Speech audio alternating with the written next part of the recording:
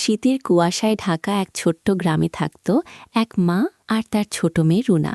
তাদের ঘর ছিল টিনের, দরজার ফাঁক দিয়ে ঠান্ডা হাওয়া ঢুকে পড়ত। বাবা অনেক আগেই মারা গেছেন, তাই সংসারের সব দায়িত্ব মায়ের কাঁধে। মা দিনে অন্যের বাড়িতে কাজ করতেন, কিন্তু শীত এলে কাজ কমে যেত। তখনই মা ভাবলেন, শীতের রাতে পিঠা বানিয়ে বিক্রি করলে হয়তো মেয়েটার পড়াশোনা চলবে। সেই দিন থেকেই শুরু হলো তাদের নতুন সংগ্রাম। প্রতিদিন বিকেলে মা চুলায় আগুন জ্বালাতেন, চাল ভিজিয়ে রাখতেন, নারকেল কুড়াতেন, গুড় ভাঙতেন।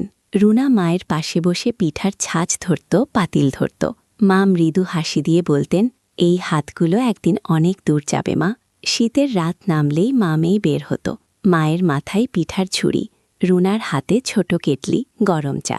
তারা হাঁটত বাজারের রাস্তা ধরে, কখনো স্কুলের সামনে, কখনো মোড়ে মোড়ে। মা ডাক দিতেন, গরম গরম ভাপা পিঠা, পাটিসাপটা, নতুন গুড়ের পিঠা। অনেকেই থামত, কেউ পিঠা কিনত, কেউ দামাদামি করত, কেউ আবার কটু কথাও বলত। কিন্তু মা সব সহ্য করতেন, কারণ তার সামনে দাঁড়িয়েছিল মেয়েটার ভবিষ্যৎ। এক রাতে খুব ঠান্ডা পড়ল, রুনার হাত কাঁপছিল।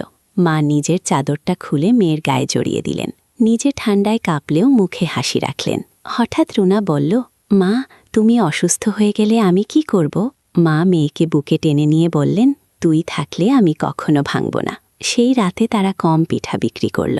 বাড়ি ফিরে মা হিসাব করলেন, টাকা খুবই কম। রুনার চোখ ভিজে গেল, কিন্তু মা বললেন, আজ কম, কাল বেশি হবে। হাল ছাড়লে চলবে না। দিন যেতে লাগল, গ্রামে তাদের পিঠার নাম ছড়িয়ে পড়ল। লোকজন বলতো, ওই মা মেয়ের পিঠায় আলাদা মায়া আছে।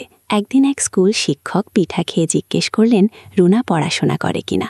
সব শুনে তিনি রুনার পড়ার খরচে সাহায্য করলেন। সেই দিন রুনা মাকে জড়িয়ে ধরে কাঁদল।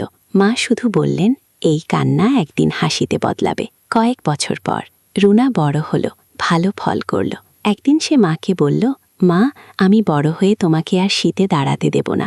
মা কিছু বললেন না, শুধু আকাশের দিকে তাকিয়ে চোখ মুছলেন। শীতের সেই রাতগুলো আজও রুনার মনে আছে, পিঠার গন্ধে ভরা, মায়ের ভালোবাসায় মোড়া। কারণ কিছু স্বপ্ন আগুনে পড়ে না, বরং আগুনেই তৈরি হয়।